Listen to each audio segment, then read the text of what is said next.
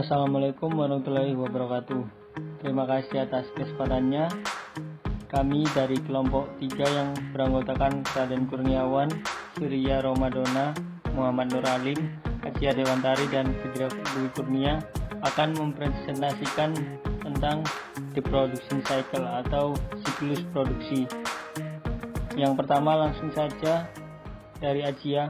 Terima kasih atas kesempatannya. Saya Acia Dewantari, NIM 2018-310792. Siklus produksi atau production cycle adalah rangkaian kegiatan bisnis yang berulang dan operasi pemrosesan informasi yang terkait dengan pembuatan produk. Berikut ini adalah diagram konteks siklus produksi.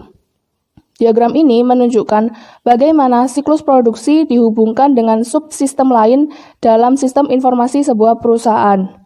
Sistem informasi siklus pendapatan menyediakan informasi berupa pesanan pelanggan dan perkiraan penjualan yang digunakan untuk merencanakan tingkat produksi dan persediaan. Sebagai balasannya, sistem informasi siklus produksi mengirimkan informasi ke siklus pendapatan mengenai barang jadi yang telah diproduksi dan tersedia untuk dijual. Informasi mengenai kebutuhan bahan baku dikirim ke sistem informasi dari siklus pengeluaran dalam bentuk permintaan pembelian. Sebagai gantinya, siklus pengeluaran menyediakan informasi mengenai perolehan bahan baku dan juga mengenai pengeluaran lain yang dimasukkan ke dalam overhead pabrik. Informasi mengenai kebutuhan tenaga kerja dikirim ke siklus sumber daya manusia yang sebagai balasannya menyediakan data mengenai biaya dan ketersediaan tenaga kerja. Yang terakhir, informasi mengenai harga pokok produksi akan dikirim ke sistem buku besar dan pelaporan informasi.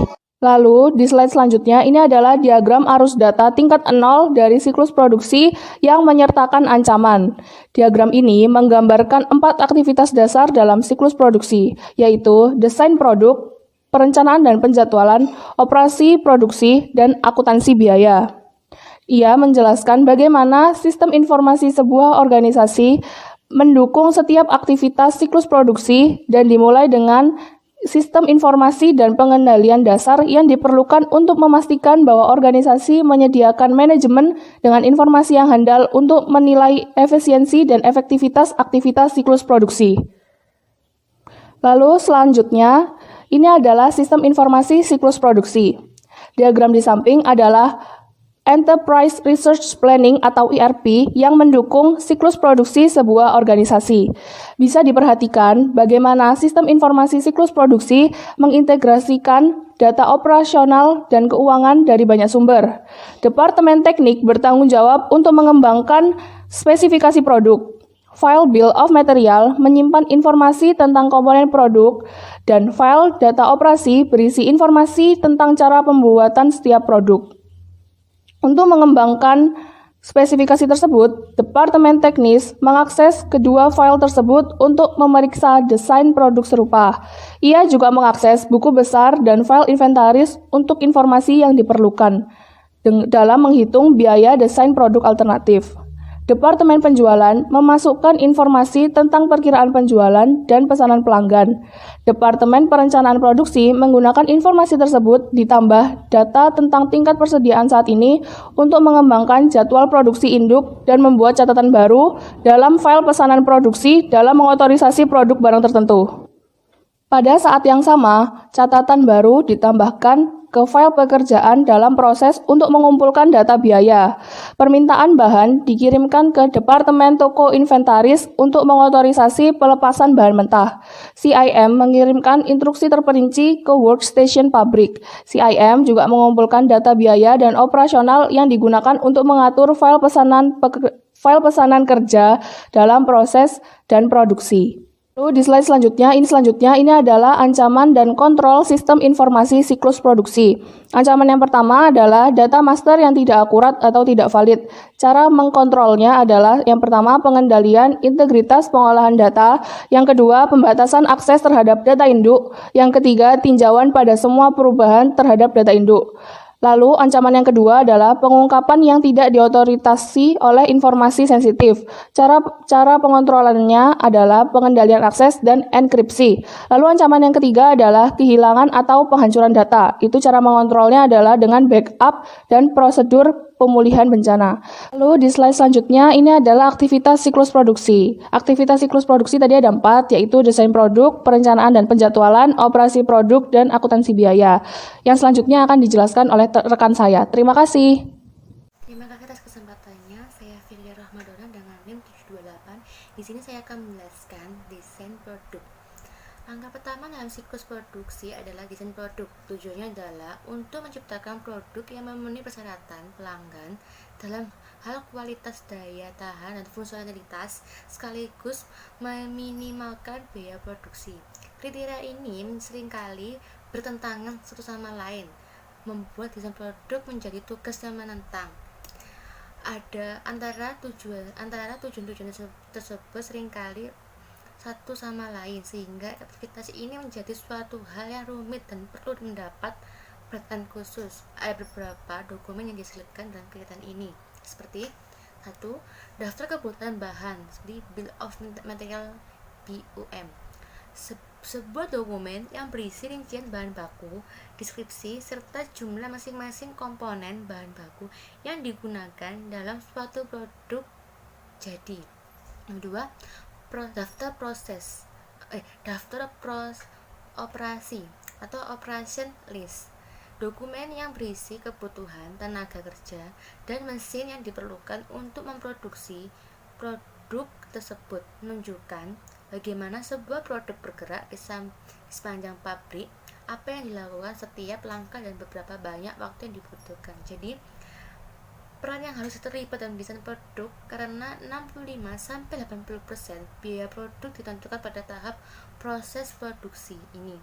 Jadi para akuntan dapat memberikan informasi yang menunjukkan bagaimana berbagai desain dapat mempengaruhi biaya produksi atau suatu ini. Produk-produk yang berkaitan dengan meningkatkan jumlah komponen bersama yang digunakan dalam masing-masing produk, dengan memberikan data mengenai biaya perbaikan dan jaminan yang terkait dengan produk yang ada dapat berguna untuk mendesain produk yang lebih baik.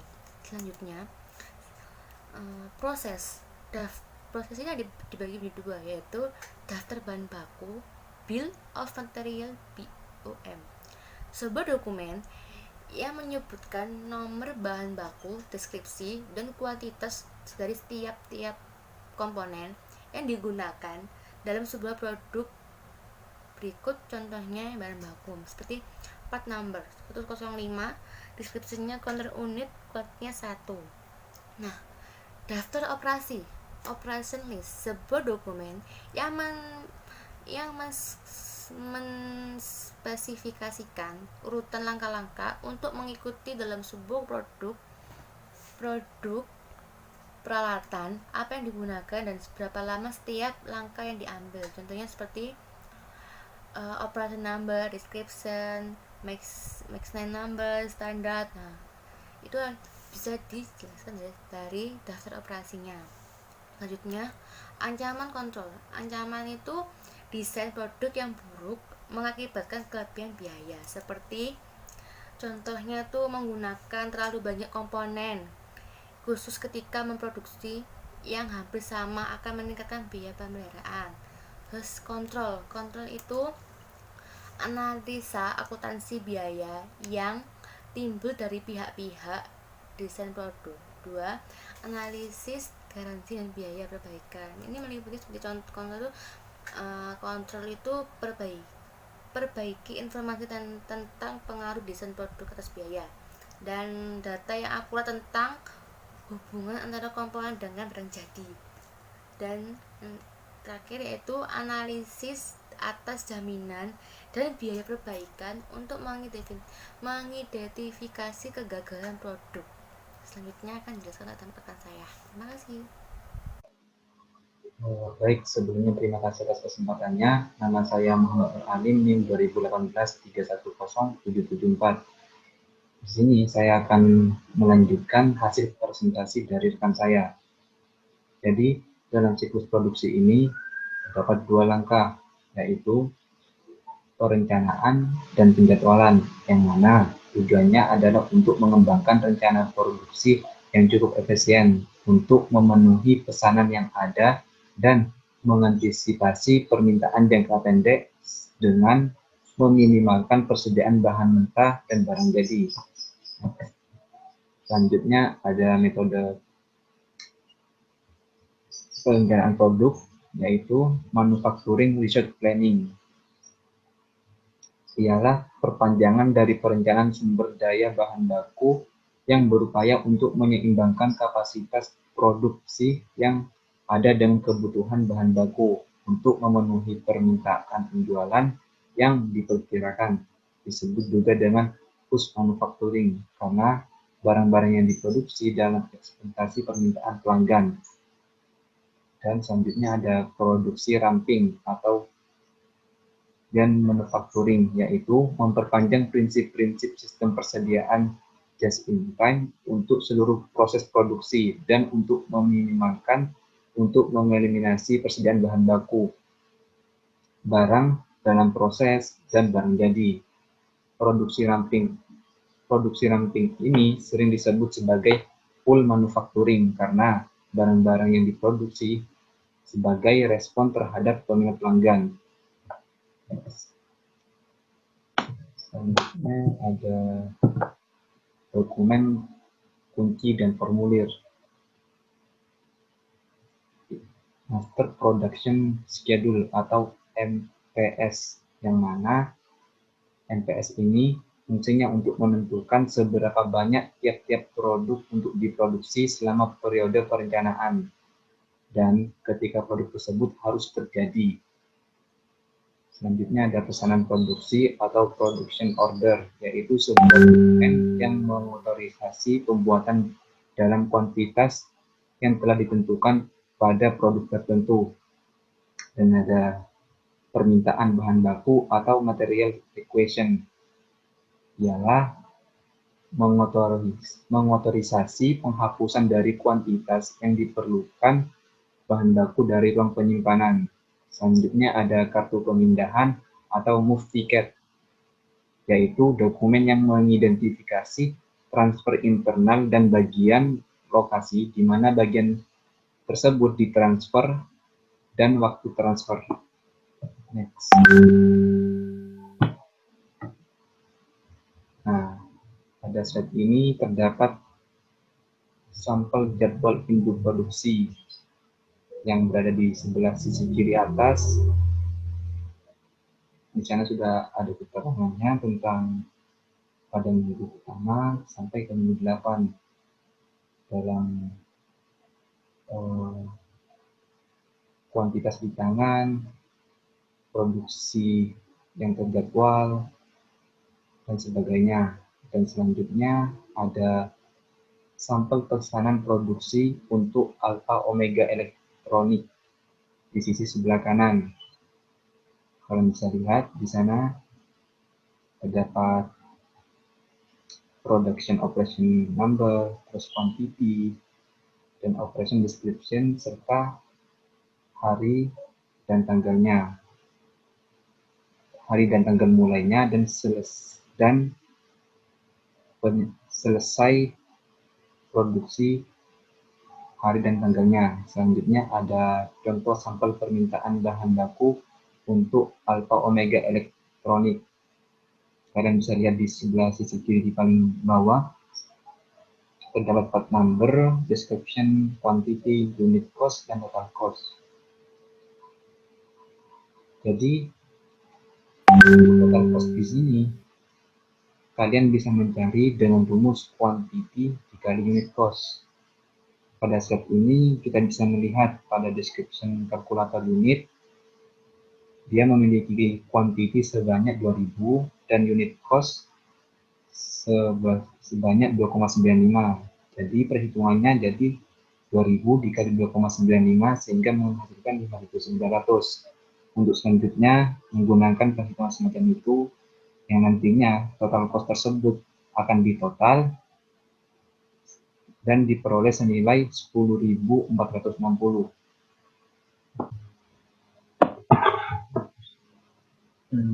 Selanjutnya ada ancaman dan kontrol. Jadi pada ancaman ini terdapat produksi berlebih dan kurang. Maksud di sini data biaya yang tidak akurat dapat menurunkan efektivitas penjadwalan produksi dan melemahkan kemampuan manajemen untuk mengawasi dan mengendalikan operasi manufaktur. Selanjutnya ada kontrol produksi atau pengendalian, yaitu dengan cara melakukan yang pertama, melakukan sistem perencanaan produksi, dan yang kedua melakukan review dan persetujuan jadwal produksi dan pesanan. Yang ketiga, melakukan pembatasan akses ke pesanan produksi dan jadwal produksi. Demikian dari penjelasan saya. Selanjutnya akan dijelaskan oleh rekan saya. Terima kasih. Terima kasih atas kesempatannya. Assalamualaikum warahmatullahi wabarakatuh. Perkenalkan, nama saya Findria Dwi Kurnia, NIM 2018-310793 dari kelompok 3. Di sini saya akan menjelaskan yaitu operasi produksi.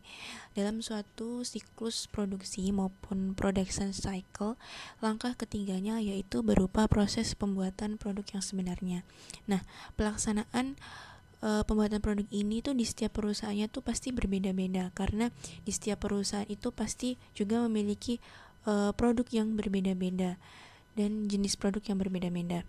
Nah, selain itu juga tingkat otomatisasi yang digunakan dalam suatu proses produksi di perusahaan ini juga pastinya berbeda-beda. Penggunaan teknologi informasinya pun juga berbeda-beda dalam suatu perusahaan, seperti penggunaan robot maupun mesin yang membantu suatu sistem produksi di sebuah perusahaan. Nah, penggunaan robot dan mesin di dalam suatu proses produksi yang dikendalikan oleh komputer ini disebut dengan Computer Integrated Manufacturing atau disingkat CIM. Nah, CIM ini secara signifikan dapat mempengaruhi suatu proses produksi. Seorang akuntan itu tidak perlu menjadi ahli di dalam setiap aspek CIM, tapi seorang akuntan ini harus memahami bagaimana pengaruh CIM terhadap suatu proses produksi dan dalam akuntansi biayanya. Nah, salah satu efek operasional CIM yaitu berupa pergeseran dari produksi massal hingga pembuatan pesanan khusus. Selanjutnya ini ada ancaman dan kontrol. Dalam suatu perusahaan pasti juga terdapat beberapa ancaman yang bisa terjadi dalam suatu perusahaan tentunya. Ancaman-ancaman itu juga dapat diminimalisir dengan pengendalian maupun kontrol yang bisa dilakukan oleh suatu perusahaan. Nah, ancaman yang pertama yaitu berupa pencurian persediaan. Sangat memungkinkan sekali untuk terjadinya pencurian persediaan ini di dalam sebuah perusahaan. Nah, untuk meminimalisir hal tersebut, perusahaan dapat melakukan hal-hal berikut ini. Nah, yang pertama yaitu pengendalian akses fisik. Nah, orang-orang maupun karyawan yang bisa mengakses secara fisik persediaan ini tidak semua karyawan seharusnya bisa mengakses, tetapi manajer dan karyawan yang sudah ditunjuk untuk bertanggung jawab terhadap persediaan inilah yang seharusnya bisa mengakses secara fisik persediaan ini, karena hal ini bisa meminimalisir pencurian yang terjadi dalam suatu perusahaan. Nah, kemudian yang kedua yaitu dokumentasi dari semua pergerakan inventaris. Berapa barang yang masuk, berapa persediaan yang dikeluarkan, itu semuanya harus dicatat dan didokumentasikan dengan benar dan dengan baik. Karena mengapa? Karena dengan didokumentasikannya suatu pemasukan dari sebuah persediaan dan berapa pengeluaran dari berapa persediaan yang dikeluarkan, dan seperti itu perusahaan tahu berapa jumlah persediaan saat itu dilihat dari dokumentasi yang sudah dilakukan selama ini dan bisa dicek secara fisik dengan dicek secara fisik seperti itu. Kemudian yang ketiga yaitu pemisahan tugas penyimpanan aset dari pencatatan dan otoritas penghapusan. Yang keempat, pembatasan akses terhadap data induk persediaan. Nah, ini sama saja seperti akses kendali fisik juga seperti menurut saya. Jadi yang bisa mengakses data induk dari persediaan itu sebenarnya hanya karyawan tertentu maupun manajer tertentu yang tentunya bertanggung jawab untuk persediaan ini sendiri. Jadi tidak semua karyawan itu bisa mengakses data induknya, karena mungkin suatu karyawan ingin mempunyai niat yang jelek terhadap perusahaan, mungkin saja bisa mengubah data-data yang ada pada data induk persediaan. Jadi akses terhadap data induk ini hanya diberikan kepada karyawan-karyawan tertentu, sepertinya dengan pemberian password atau secret key atau apa itu terhadap karyawan untuk meminimalisir akses terhadap data induk persediaan. Dan yang kelima yaitu perhitungan fisik secara periodik dan rekonsiliasi dari perhitungan tersebut terhadap kuantitas yang dicatat. Jadi mungkin perhitungan fisik secara periodik ini juga bisa membantu meminimalisir pencurian yang terjadi pada persediaan. Karena apa? Dengan penghitungan secara fisik ini kita juga tahu, seperti tadi dengan dokumentasi itu tadi, kita tahu berapa jumlah persediaan yang saat ini ada, seperti itu. Selanjutnya yaitu ada ancaman dan kontrol yang kedua, yaitu pencurian aktiva tetap. Nah, aktiva tetap di sini itu seperti kendaraan maupun mesin-mesin yang ada dalam suatu perusahaan. Nah, hal tersebut juga harus diminimalisir perusahaan agar tidak terjadi suatu pencurian aset tetap, karena hal tersebut juga pastinya akan merugikan suatu perusahaan. Nah, yang pertama, kontrol yang pertama yaitu persediaan fisik dari semua aktiva tetap. Jadi semua aset tetap yang ada di perusahaan ini harus benar-benar dicek secara fisik apakah aset tersebut ada atau tidak. Karena jika aset tersebut tidak ada, perusahaan dapat menelusuri kemana aset ini berada, dan hal itu juga meminimalisir bagaimana pencurian yang terjadi di perusahaan, terutama untuk pencurian aset tetap ini. Kemudian yang kedua yaitu membatasi akses fisik terhadap aktiva tetap. Nah, siapa saja yang boleh mengakses aset tetap ini juga harus dibatasi. Hanya beberapa orang yang berwenang, karyawan yang berwenang ataupun yang bertanggung jawab yang bisa mengakses aset tetap ini. Kemudian yang ketiga yaitu memelihara catatan detail dari aktiva tetap termasuk pelepasannya. Jadi semua catatan mengenai aset tetap ini harus dicatat dengan baik tentunya dan dengan benar, agar perusahaan ini juga bisa tahu bagaimana keadaan suatu aset tetap ini, termasuk juga saat aset tetap ini dijual oleh perusahaan. Untuk ancaman dan kontrol yang selanjutnya yaitu yang pertama, ancaman yang ketiga yaitu merupakan kinerja yang buruk. Nah, tidak memungkinkan juga suatu perusahaan ini mengalami kinerja yang buruk. Nah, karyawan-karyawan ini kinerjanya menurun, kinerjanya menjadi buruk seperti itu. Hal itu juga perlu diminimalisir oleh suatu perusahaan. Nah, hal yang bisa dilakukan oleh perusahaan yaitu seperti melakukan pelatihan terhadap karyawannya, kemudian laporan kinerja. Dari laporan kinerja tersebut dapat dilihat apa yang menjadi penyebab maupun apa yang menjadi kekurangan suatu perusahaan, kinerjanya ini bagaimana, apa saja hal-hal yang bisa diperbaiki agar kinerjanya tersebut menjadi lebih baik lagi. Terus yang keempat ada penanaman modal yang kurang optimal dalam aset tetap. Nah, tentu saja suatu perusahaan ini juga membutuhkan investor untuk menjalankan suatu perusahaannya, dan terkadang penanaman modal ini juga bisa menjadi ancaman untuk berlangsungnya suatu perusahaan. Dan hal yang bisa dilakukan oleh perusahaan yaitu persetujuan yang tepat dari perolehan aktiva tetap, termasuk penggunaan permintaan proposal untuk menjaring berbagai penawaran kompetitif. Jadi perusahaan ini juga harus pintar-pintar mencari investor dengan mengajukan proposal-proposal yang tentunya menawarkan timbal balik yang sangat menguntungkan bagi investor nantinya. Jadi hal tersebut juga bisa menambah penanaman modal di suatu perusahaan. Kemudian yang selanjutnya yaitu kehilangan persediaan atau aktiva tetap dikarenakan kebakaran maupun bencana lainnya. Nah, hal ini juga bencana ini kan hal yang tidak mungkin tidak bisa diduga ya, tidak bisa diprediksi oleh suatu perusahaan.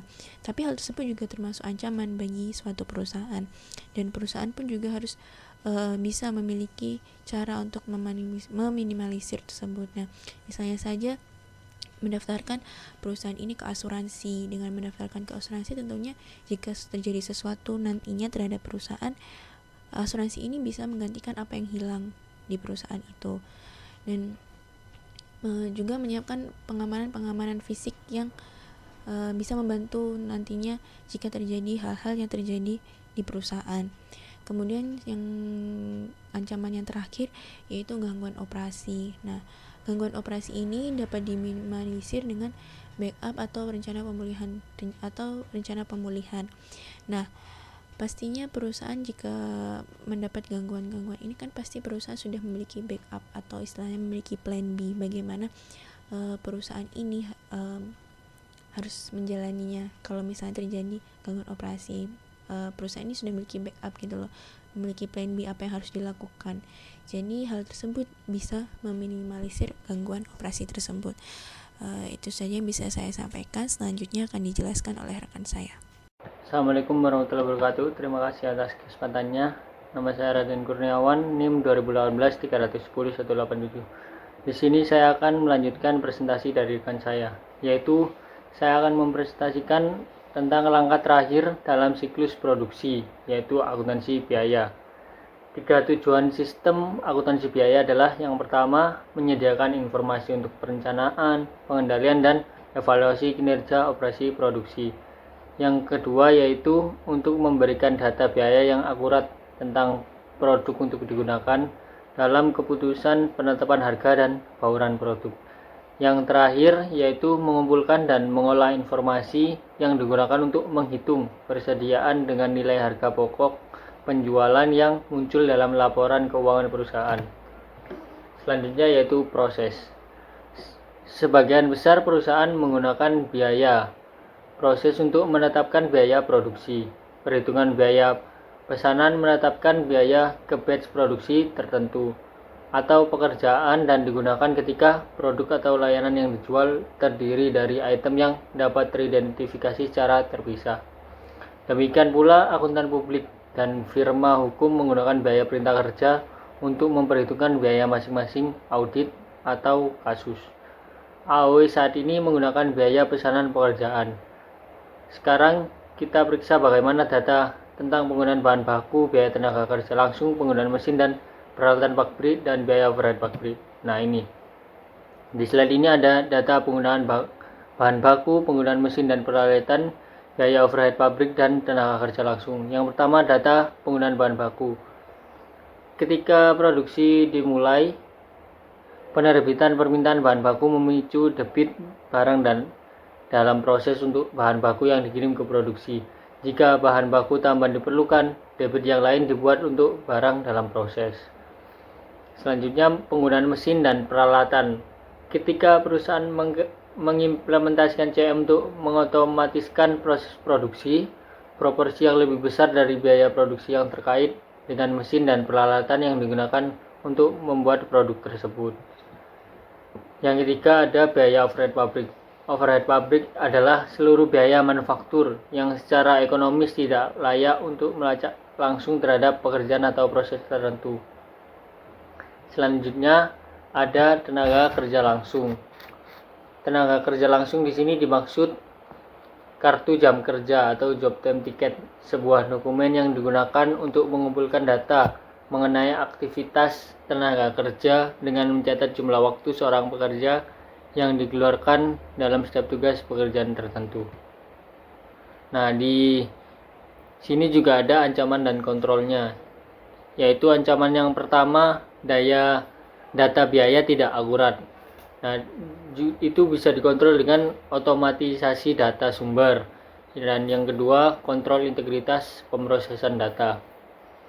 Lalu ancaman yang kedua adalah alokasi biaya overhead yang tidak tepat. Itu kita bisa mengontrolnya dengan penetapan biaya berbasis aktivitas berdasarkan waktu.